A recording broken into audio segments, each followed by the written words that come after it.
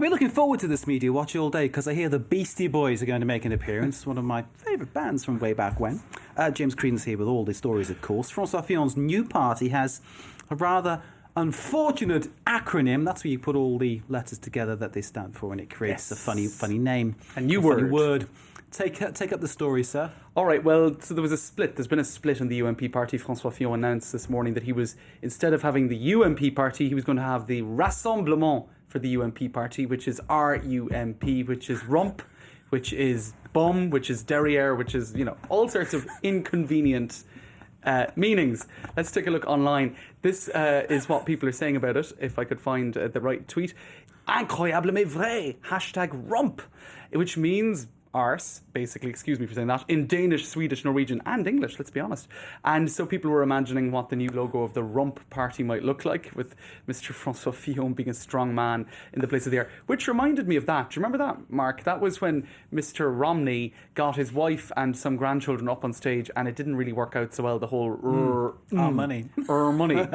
Not quite the same thing, but there you go. And of course, it got a lot of people talking about songs where I suppose French people learned the word rump, because in French, rump doesn't really mean anything. It doesn't mean anything, does it? No. But they, people, I suppose songs will inform people. Let's take a listen to the Beastie Boys and Rump, massively shared today on French social media.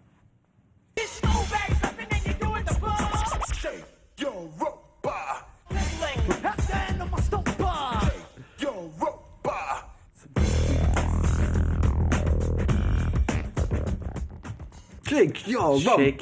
Shake your rump. It's great, isn't it? There you go. And a couple more tweets, Mark. People saying that they love the UMP so much that they're now really pleased that there's going to be 2 UMPs. That is a socialist person saying that. Yeah. And heavy slice of irony there. Exactly. And I quite liked these 2 photos. I'll have to zoom out from that one there because it's a bit too zoomed in. That was all the microphones waiting for the press conference of Christian Jacob this morning for the UMP party. Look at the press conference for the socialists. No one really cared, right? So I think the news is more dominated at the moment. I think, kind of those photographs do sum up some way the situation. So could this only happen in France, as some analysts say?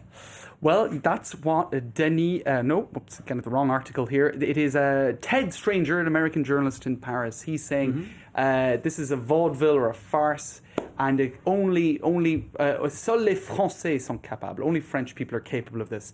Now, I don't know if I agree with him there, but it does play into stereotypes, I suppose, in terms of the perception of French people. Maybe a little bit of chaos, a bit of that. What's ironic for me is that you had a situation where, when Sarkozy was in power, the UMP were poking fun at the socialist opposition party, saying, oh, they're disorganised, oh, they're arguing amongst themselves, oh, there's all this internecine warfare. Yes. And what's been going on when the UMP were in opposition? 4 years down the line. Exactly the same thing. 4 years down the line, absolutely. So maybe it is a French culture issue. Perhaps, and indeed, as the BBC's Hugh Schofield points out in this article, the UMP party was created 10 years ago for Jacques Chirac's political ambitions. And in fact, the name of that party was Union for a Presidential Majority. Could you imagine any political party anywhere else being called the Union for the Presidential Majority? In other words, this party only exists for this man. You could have called it me.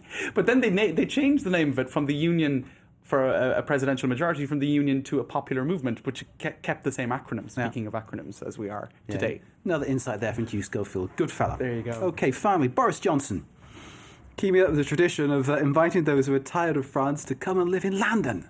Now, David Cameron did it. He said he'd roll out the red carpet for French people who are trying to avoid taxes. Boris Johnson said something similar during the Olympic Games. He's now in India on a 3-day visit. And indeed... He'd like to think of it as a state visit, I'm sure. He certainly would. And of course, France there's this big arm wrestling match going on between the French industry minister and ArcelorMittal, an Indian metal giant. Let's take a look at what he said.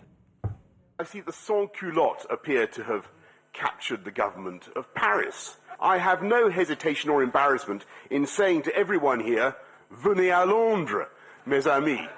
Come to London, come to the business capital of the world. There you go. Boris. He's the only guy in the world who's got messier hair than me. Right. So there you go. You've Arnaud Montebourg threatening to kick ArcelorMittal out of France, and Boris saying, venez à Londres. Venez, habitez chez nous. Yes. Fantastic. Indeed. James Creedon, thank you very much indeed for Thanks, your Mark. Media Watch. James Creedon, once again, what a star.